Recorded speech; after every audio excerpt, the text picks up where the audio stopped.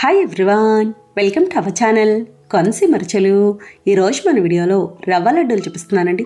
చాలా రుచిగా ఉంటాయి, చాలా సింపుల్గా చేసుకోవచ్చు. చాలామందికి రవ్వ లడ్డూలు చేసేటప్పుడు గట్టిగా వచ్చేస్తుంటాయి కదండి.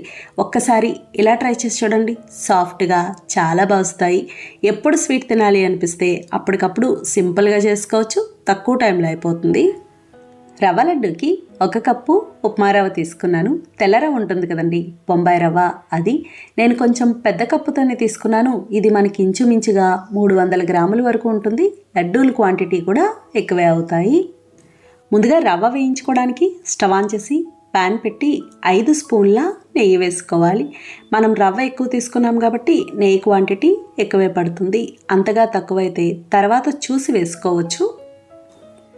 నెయ్యి వేడయ్యాక డ్రై ఫ్రూట్స్ వేసి మీడియం ఫ్లేమ్లో వేయించుకోవాలి. నేను బాదం పప్పు, జీడిపప్పు, కిస్మిస్ తీసుకున్నాను. బాదం పప్పుని సన్నగా పొడుగ్గా కట్ చేసి వేసుకోవాలి. కొంతమంది రవ్వ లడ్డూలో డ్రై ఫ్రూట్స్ వేసుకోరండి. ఒకవేళ వద్దు అనుకుంటే మానేయచ్చు. చూడండి, ఇలా వేగినాయి కదా. ఇప్పుడు ఇవి గిన్నెలోకి తీసుకోవాలి. ఇప్పుడు అదే నేతిలో ఉప్మా రవ్వ వేసి మీడియం ఫ్లేమ్లో వేయించుకోవాలి. రవ్వ ఎంత బాగా వేయించుకుంటే లడ్డూలు అంత బాగుంటాయి. అలాగే రవ్వ వేగడానికి కూడా కాస్త టైం పడుతుంది. ఇది వేగేంత వరకు ఇలా కలుపుతూ ఉండాలి, సమానంగా వేగుతుంది. చూడండి, రవ్వ చూడడానికి కొంచెం ముద్దగా ఉన్నట్టుంది కదా.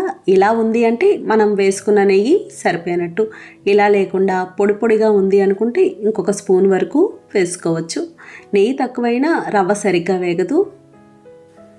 చూడండి, ఇది ఇలా బాగా వేగింది కదా. ఈ విధంగా ఉండాలి. కొంచెం రంగు మారినట్టు తెలుస్తుంది. ఇలా వేగితే సరిపోతుంది. ఇప్పుడు స్టవ్ ఆఫ్ చేసుకొని గిన్నెలోకి తీసుకోవాలి. అదే ప్యాన్లో ఉంచకూడదండి, రవ్వ మాడిపోతుంది. ఇది బాగా చల్లారాలి. ఇది చల్లారే లోపల కొబ్బరి వేయించుకుందాం. కొబ్బరి వేయించుకోవడానికి స్టవ్ ఆన్ చేసి ప్యాన్ పెట్టి 2 స్పూన్ల నెయ్యి వేసుకోవాలి. నెయ్యి వేడయ్యాక పచ్చి కొబ్బరి తురుము వేసి మీడియం ఫ్లేమ్లో వేయించుకోవాలి.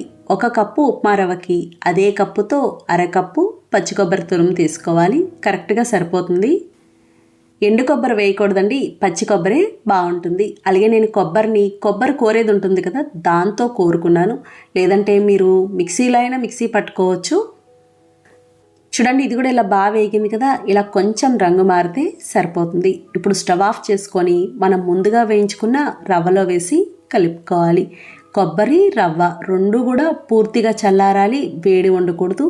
వేడి మీద లడ్డూలు చేస్తే కనుక చాలా గట్టిగా వచ్చేస్తాయి. ఇది చల్లారే లోపల పంచదార మిక్సీ పట్టుకుందాం. 1 కప్పు ఉప్మా రవ్వకి అదే కప్పుతో 1 కప్పు పంచదార తీసుకోవాలి. మిక్సీ జార్లో 3/4 కప్పు వరకు పంచదార వేసుకోవాలి. 1/4 కప్పు పంచదార పక్కన పెట్టుకోవాలి. ఇందులో 3 యాలకులు కూడా వేసి మెత్తగా మిక్సీ పట్టుకోవాలి. చూడండి, ఇలా మిక్సీ పట్టుకున్నాం కదా, ఈ విధంగా ఉండాలి. ఇలా మెత్తగా ఉంటే సరిపోతుంది. రవ్వ లడ్డూలకి ఇలా పంచదార పొడి, పంచదార 2 వేసి చేస్తే చాలా బాగుంటాయి. ఈ లోపల మనకి రవ్వ కూడా బాగా చల్లారింది. ఇలా పూర్తిగా చల్లారాలండి, ఏమాత్రం వేడి ఉండకూడదు. ఇలా చల్లారాక చేస్తే రవ్వ లడ్డూలు సాఫ్ట్గా చాలా బాగా వస్తాయి. రవ్వ వేడిగా ఉండగా పంచదార, పాలు ఇలా ఇవన్నీ వేసి కలిపితే లడ్డూలు అయితే బాగా వస్తాయి కానండి, చాలా గట్టిగా వచ్చేస్తాయి, సాఫ్ట్గా ఉండవు. ఇప్పుడు ఇందులో మనం ముందుగా మిక్సీ పట్టుకున్న పంచదార పొడి, అలాగే పక్కన పెట్టుకున్న పంచదార ఉంది కదా, అది వేయించుకున్న డ్రై ఫ్రూట్స్, ఇలా ఇవన్నీ వేసి బాగా కలుపుకోవాలి. ఇలా కలుపుకున్నాక లడ్డూలు చుట్టుకోవడానికి గోరువెచ్చటి పాలు పోసి కలుపుకోవాలి. నేను ఏ కప్పుతో అయితే రవ్వ తీసుకున్నానో అదే కప్పుతో 1/2 కప్పు గోరువెచ్చటి పాలు తీసుకున్నాను. 1/2 కప్పు పాలు కూడా పట్టవండి, ఇంచుమించుగా 1/4 కప్పు వరకు అలా పడతాయి. పాలన్నీ ఒకేసారి వేసుకోకూడదు.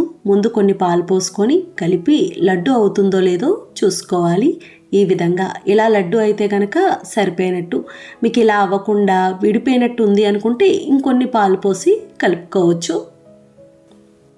అలాగే మీకు కొన్ని పాలు చుక్కలు ఎక్కువయ్యి లూజ్ అయింది అనుకుంటే అస్సలు కంగారు పడకండి. కాసేపు అలా ఉంచితే అది గట్టిపడుతుంది. గట్టిపడిన తర్వాత మీరు లడ్డూలు చుట్టుకోవచ్చు. ఇదంతా ఇలా బాగా కలుపుకొని ఒకసారి చేయి కడిగి తుడుచుకున్న తర్వాత ఈ విధంగా లడ్డూలు చుట్టుకోవాలి. అంటే లడ్డూ చేసుకోవడానికి వీలుగా ఉంటుందని. చూడండి ఎంత చక్కగా ఉందో. ఇదే విధంగా అన్ని లడ్డూలు చుట్టుకోవాలి. మధ్య మధ్యలో చేతులు ఒకసారి అలా కడుక్కొని తుడుచుకొని చేసుకుంటే కనుక మీకు లడ్డూల షేప్ అనేది బాగా వస్తుంది, చేతికి అంటుకోకుండా. లడ్డు సైజు కూడా మీ ఇష్టం అండి. ఇంకా చిన్నవి కావాలి అనుకుంటే చిన్నవి కూడా చేసుకోవచ్చు. చూడండి, అన్ని లడ్డూలు ఇలా చేసుకున్నాం కదా. గట్టిపడిన తర్వాత ఈ విధంగా ఉంటాయి. ఇవి మనకి ఒక వారం రోజుల వరకు నిల్వ ఉంటాయండి. ఇంతేనండి, రవ్వ లడ్డు తయారైంది. చూసారు కదా ఫ్రెండ్స్, చాలా సులభంగా తయారు చేసుకున్నాం. నచ్చిందండి వీడియో మీకు? నచ్చితే లైక్ చేయండి, షేర్ చేయండి, కామెంట్ చేయండి. Thank you for watching.